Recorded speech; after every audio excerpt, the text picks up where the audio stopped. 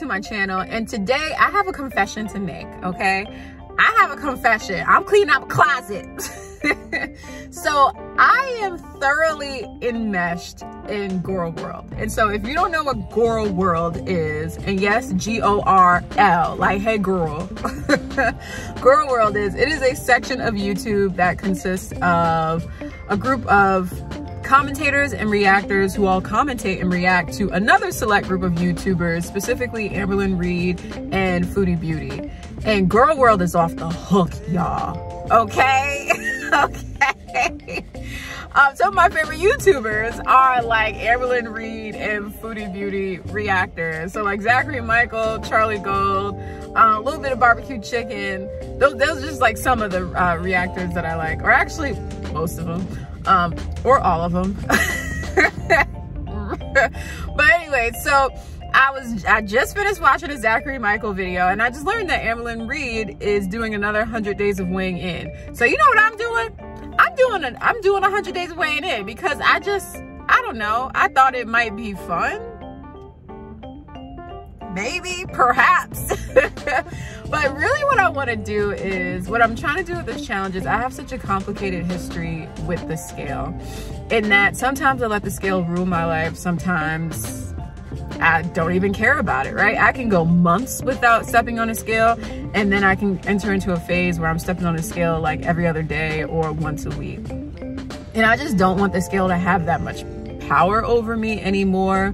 And so maybe this is a way that I can kind of strip the power away from the scale, because we're more than our weight, right? We're more than what the scale says, and it shouldn't have the power to either strip you of your joy or give you joy. It is literally just a measurement tool that calculates the force of gravity, or like how your mass. Wait a second, I have a chemistry degree, y'all, but I didn't do well in physics. Let me remember this. F equals ma, and then A, the force of gravity.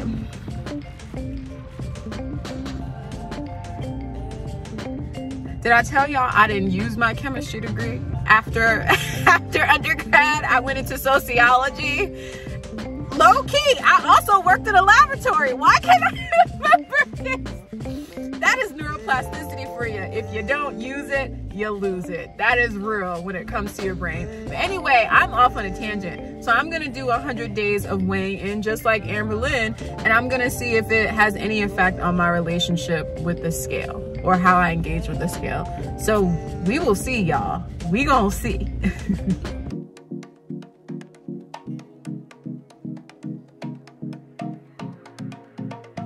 I am not even gonna lie, day one, I'm 185.4 pounds. And this is not like a weight loss challenge. Like, I don't want it to be a weight loss challenge. I want it to be like a challenge where I kind of address and confront my issues with the scale, but I ain't gonna lie, that hurt.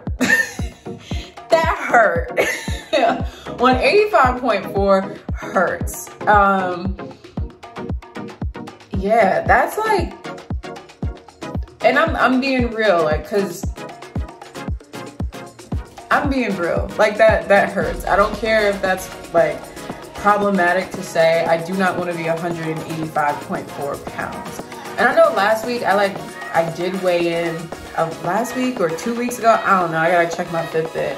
I did weigh in, I was like 179.8. And so I know I didn't gain 6 pounds in like 1 to 2 weeks, but like that hurts. From like a former fat girl who lost weight and then gained weight again, but like still overall still like really happy in her life and her body, but just still wants to lose weight. And I will reiterate, this is not necessarily a weight loss challenge. This is a confronting the scale challenge. But maybe I'm lying to myself. Maybe I'm lying to myself. Maybe this is low-key a weight loss challenge and I really haven't grappled with that yet. I don't know, but day one, 185.4. I will not let this ruin the rest of my day. Y'all, I meant it when I said that scale was not going to ruin the rest of my day or my workout, because I hit a PR on incline bench press. I finally was able to incline bench press 40 pounds. It was a struggle, but I did it. I have been trying for this for so freaking long, and I couldn't believe that I did it. I was having a moment while the guy behind me was just living his best life, but I don't care. I was so happy. This is a goal I've been trying to hit for the longest time, and it literally was the highlight of my day. So even though I was still on the high from my PR, the show must still go on. So I quickly got into cable lat pull downs, and I usually do a superset with this with high rows. So when I do supersets, I like supersets. They're not controversial, but some people have strong opinions on them. I am much more of a person who was like, I'd rather just do the individual exercise, the heaviest and the most intentional way that I can, and then go into another exercise. Because sometimes when you superset, you get so fatigued that you can't dedicate the same amount of energy to the second exercise in your superset. So when I do superset is when I'm like low on time or when I really want to tax a muscle group. So I don't usually do opposing muscle groups. For example, like some people do like a quad focus exercise and then a hamstring focus exercise in a superset. If I'm doing a superset, I'm gonna do a quad focus exercise with another quad focus exercise because I'm really trying to target that muscle. So that's why I like the lat pull down and high row superset, because you're still kind of taxing the same muscles, so you get a lot of stimulus. And while you may have the same amount of fatigue, you're still stimulating the same muscles, so you kind of get more benefit out of it as opposed to opposing muscles. And then I finished off my workout with the pallet press, which is a core exercise, and it looks easy, but it's not. It is so challenging. If you've never tried it, try it. It's gonna be about an hour until I eat again, so I usually just eat like a Rice Krispie treat because I don't want to crash. And now your girl is off to work, and this is my work fit.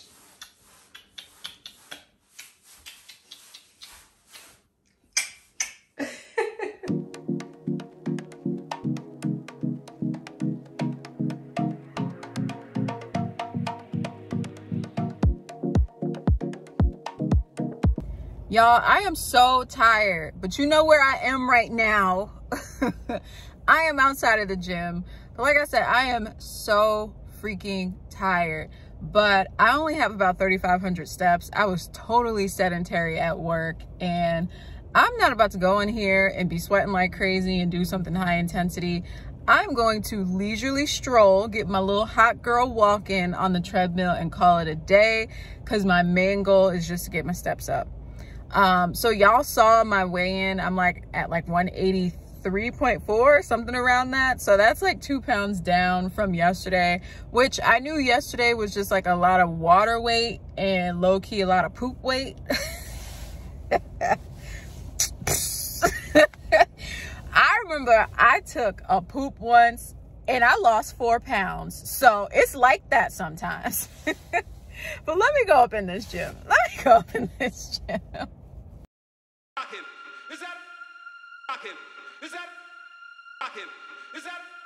Another day, another leg day. So I started off this leg day with back squats, and I've been really back squatting more because at the beginning of the year, I was doing it so much and then I stopped. And now I'm trying to get more comfortable with the form again because I kind of lost it. So I want to improve my back squat form, and I want to get more weight on my back squat. After squatting, I did some RDLs, and I also want to increase my weight with these RDLs as well. I usually do these like barefoot, or not barefoot, but in my socks, because if I have my running shoes on, I feel really, really unstable. And so I superset these RDLs with B stance RDLs that were a little bit more hamstring focused. And so how you know they're a little bit more hamstring focused is your leg is a little bit straighter. When you start bending your knee a little bit more, that's when you get a little bit more glute focused. But I kind of wanted to just work on my hamstrings today. So this was a little cute superset. And then after that, I decided to do some Bulgarian split squats. Now, I used to do these all the time, and then I stopped doing them, honestly, just because they hurt. Bulgarian split squats hurt, they're uncomfortable, and I said, freak that.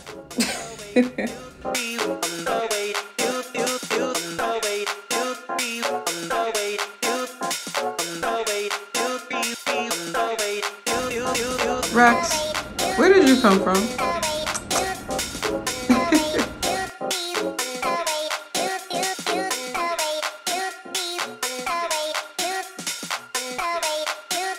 No headphones, which means the quickest workout in the world. What did I tell y'all about these back squats? You're gonna see me squatting a whole lot going forward. Still working on the form. I really want to fix my bar path so that it just goes straight down. I'm kind of leaning forward a bit too much. But after my back squats, I decided to do some trap bar deadlifts. And I just want to say something. When I first started deadlifting, 135 was so heavy to me. Now I'm out here repping like 10 reps. Not only that, I'm out here repping 135 for 10 reps easy and then supersetting it with freaking RDLs. Like, who is she? Who is this girl? Right? And so sometimes when I have like bad body image days, or when I'm just not feeling confident in myself in the gym, I have to remember that I have made really great progress. I went from 135 being heavy to being able to do like 3 reps at 225. Like, that's an accomplishment.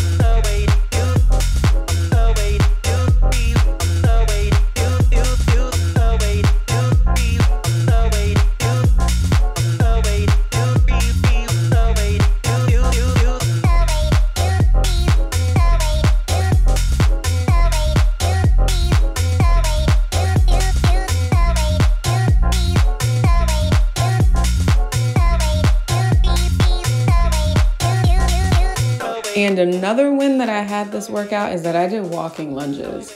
Back in the day, and when I mean back in the day, I mean like 5, 6, 7, 8 years ago, every leg day I would do walking lunges because I loved them, I felt them, and they just made changes in my body. But I've kind of stopped doing them again because, man, they hurt.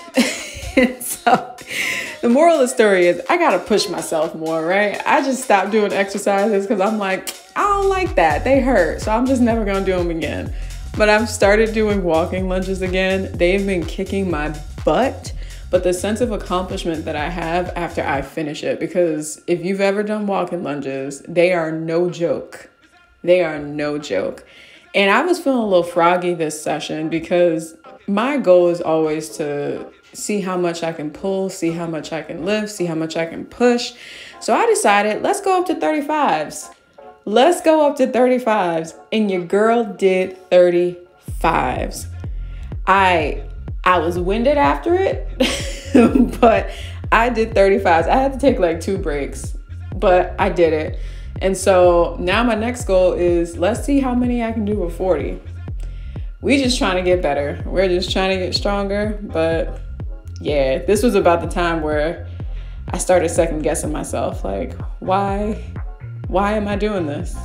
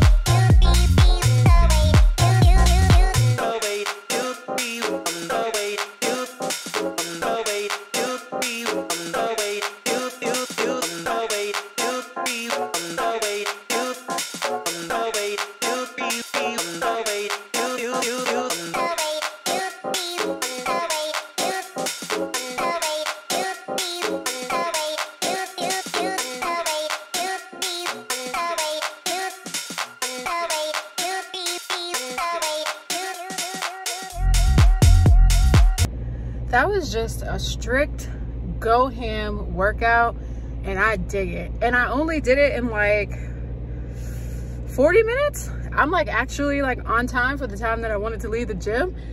But that workout was bananas. I squatted and deadlifted in the same workout. I wanted to like push my squat, so I didn't really go too high with the deadlift, but I did superset it with straight leg deadlifts because I wanted to hit my hamstrings a little bit more today. But